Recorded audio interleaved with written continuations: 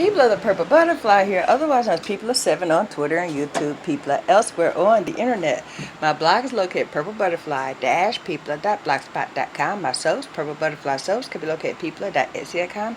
And my t-shirt designs, purplebutterfly-people.tmail.com. And I'm baking bread. I'm using a recipe from Resourceful Mama. And it says it makes 2 pounds. My bread maker says it can hold 2 pounds.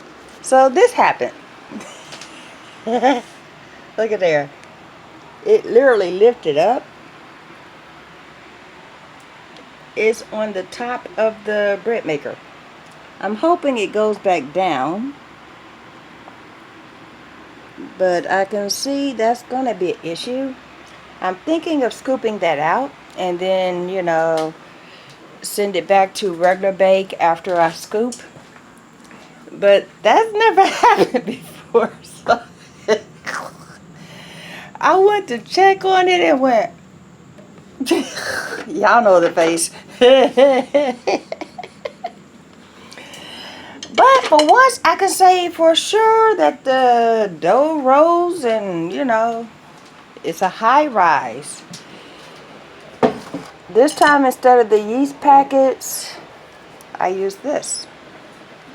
I figure instead of all those little packets of, all the little packets of Kroger's fast rice yeast, I figure instead of, because I buy them for $1, you get a 3-pack. I was buying 5 packs of those at a time. So I figure instead of, paying $5 for yeast, why don't I just spend $5 for a bottle of yeast?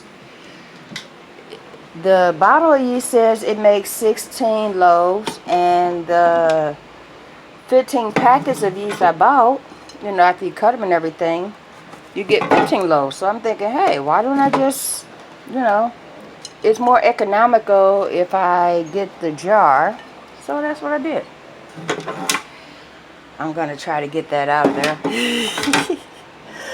But that was funny. I'm not real sure how I'm going to get it out of there. I'm thinking, if nothing else, I'll take this, kind of like scoop across and catch it with, the bowl, and then, yeah. But I did taste it. She's right. It's a good tasting recipe. The recipe said the best white bread in the world. I agree. Her recipe called for a 3rd cup of honey.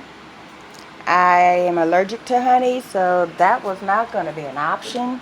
So I sent her a notice and asked her what I can use instead, and she said a 3rd cup of sugar.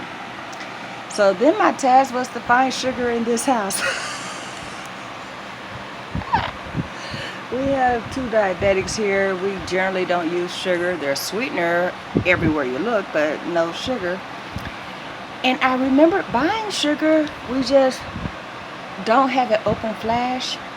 Turns out I put it in the storage bin. Well, it's not actually a storage bin. It's a space saver bin that we put like the canned goods, the rice, the mashed potatoes, all that kind of stuff in. It was way in the back of that bin because we don't want the diabetic who also has dementia to go, oh, let me see, I'll eat that, because she kind of forgets she has diabetes. So once I found it, and this sugar looks a little stale, but I went ahead and put the 3rd cup of sugar in there. It has a 3rd cup of oil instead of butter. It has 4 cups to start of flour. And the dough was sticky, so I added another cup of flour, which might be why it went crazy in there. 2 cups of hot water, which isn't hot per se, like boiling, just hot to, if you put your finger in there, it's very, very warm. That probably activate the yeast to go crazy. and a tablespoon of yeast. Usually I use a packet of the, fast rice yeast. That's about a tablespoon, I think. It says 3/4 of an ounce. I'll look it up. But yeah, that was fun. If nothing else, once I scoop out the overflow and then stick it in the oven as rolls or something, then we'll just cut the bread as it normally would go. And yeah, that gives me more bread than I would have had with the normal recipe. So I'm going to adjust the variables because I know how much water I usually use. I know how much flour I usually use, so forth so on. So I'll adjust the recipe down so that way it'll fit in the bread maker but still have the same taste.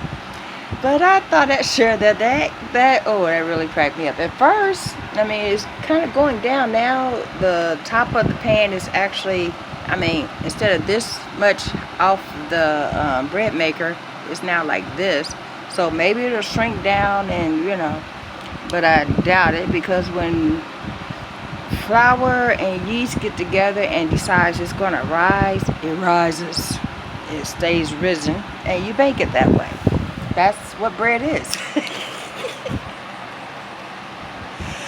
Oh, that cracked me up so much. It's like, this has been a great day anyway.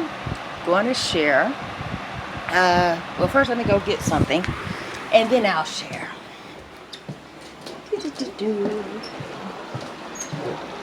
Just walk around my fan. There we go. Okay. Once upon a time, I got married to a guy that said all the right stuff on November the 15th, 1986. Then he gets me 1,800 miles away from everybody I knew, because it was military, and we moved to El Paso, Texas. And he figured because there's nobody to come to my defense, he had the right to hit me if he wanted to. That didn't work for me. Eventually, because I got fed up with that really, really quickly, I fought back. Then, other things happened along the way, and I packed my bags, I packed my kids up, and I left the marriage. That was in 1991. Fast forward, here comes a couple of years. I tried to file for divorce, he blocked her. I tried to file for divorce again, he blocked it. I even tried to file for divorce with his own power of attorney one time, and it would have went through, except for he came back from the field 3 days early, and that made the power of attorney null and void. I've been trying to be divorced for a long time. Well, after all that, and then he would say stuff like, go ahead and file again, my girl's waiting. Okay, fine, no problem. Tell you what, you file. Because he only said that nonsense so I'd file and waste money, because then he contested, and then I ended up not divorced and still married to that joker. So the one time I told him, I said, you know what, I'm done. I'll just outlive your butt. He has certain issues that, even with 2 strokes and all these medical issues, I will still outlive him, because I don't abuse my body, I don't abuse drugs, I don't abuse alcohol, I eat properly, So I told him, I said, nothing else, I'll outlive you, and then I'll be free. So this year for my birthday, surprise, is a divorce filing. Hey, well, guess what? As of today, this showed up in the mail, and it says, in accordance with Civil Rule 58B, you are hereby given notice that the following judgments have been journalized on the 25th day of July 2018. If certified copies of this decree are ordered, you may now pick them up in room 23-4847. Decree of divorce is sent to all parties as required by mail. Blah blah blah. I'm free. Ah! In other words, freedom, freedom, freedom, oh, freedom. So and the bread went crazy. I'm in such a light mood. I didn't panic or anything. I didn't go, oh no, the bread. First thing I did is I went in there. I took a bar of Fruit Loops soap, because when we made the last batch of laundry detergent, I used the Hugs soap. It's one of the family favorites. It smells like a famous soap that, because of copyright laws, I'm not allowed to say, but the name Hugs means the same thing as that famous soap. And we smell great when we wash our clothes. But you go outside and bumblebees, mosquitoes, all those little critters, they think you smell great too. So I tried to put the clothes on the line one time, and I'm fighting, trying to hang up stuff and fighting bugs. It's like, no, that's not going to work. So then I was going to put lavender in there, because most bugs, like mosquitoes and all that, they can't stand lavender. Then it occurred to me, bees like lavender. So I got the Fruit Loops. Will smell like Fruit Loops. So I boiled up a big old batch of soap. I'm baking dinner in the oven, and then we got bread going. But hold on, let's show you this. It's reduced down by half by now. Y'all have seen me do this before. It has yet to thicken up, but all of this is laundry soap. Yeah.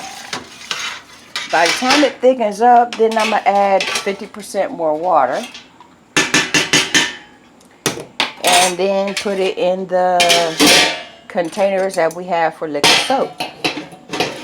There is a powdered version of this too, but I don't really like powdered soap because, well, the way I wash laundry around here, who's got time to wait for powdered soap to dissolve? And then if you overestimate or use too much, now you get little bits of powdered soap on your laundry, and then you have to add more water and do a separate rinse, and it's just much. Liquid soap, if you put too much soap in there, just do another rinse or take it out, rinse it out by hand, and hang it up. Usually if there's an issue with liquid soap, it's when you're doing a heavy batch or whatever. I just keep it, I wash enough for one single clothes basket at a time, and then you just give it 2 rinse cycles and you're good. The only time I've ever had an issue, I haven't really had an issue. Certain people go, you sure you got enough soap? And they put more soap in, then there's an issue, because now you have to rinse all that stuff back out. I also use a low sudsing method, so when I wash clothes, they come out clean, but you don't see a whole lot of suds, just, bubbles. If anything, you look at the entire container of soap, and you might see a little bit like this for the level of suds, instead of like this. Suds are not necessary for cleaning. I mean, when you make soap, suds are not necessary to clean. It's nice that it's suds, and it's nice that there's lather, but that's not what does the cleaning. It's, the saponified oils that does the cleaning. Suds is just a bonus, Anyway, I said all that to say this. Y'all have a wonderful day. I smell that bread. Oh man, it smells amazing. I'm going to give Resourceful Mama a shout out and a positive review anyway, because it smells great, it tastes great. The only problem was I used the bread maker that has a smaller capacity than, the loaf pans. So that's my fault. I should have seen the fact that it's 2 cups of water, and there's this amount of yeast, and there's this amount of flour, and maybe I should put that in half batches or whatever, and I just didn't do that. Anyway, this has been People of 7 on Twitter and YouTube, People are elsewhere on the internet. My blog is located at Purple Butterfly. purple-butterfly-people.blogspot.com. My soaps, Purple Butterfly Soaps, can be located at people.etsy.com. And my t-shirt designs, purplebutterfly-people.tmail.com. I'm going to make a new batch of that, and then we'll just have more bread. But this bread, you're supposed to be able to cut it, and it'll stay fresh as long as you just cut off a piece of it instead of slice the whole thing up at one time, which in my brain said, oh, brilliant. Of course, bread in this house doesn't really last long enough to worry about it going bad or whatever because, well, we are bread eaters. Anyway, y'all stay blessed, stay tuned. Don't forget to rate, comment, and subscribe.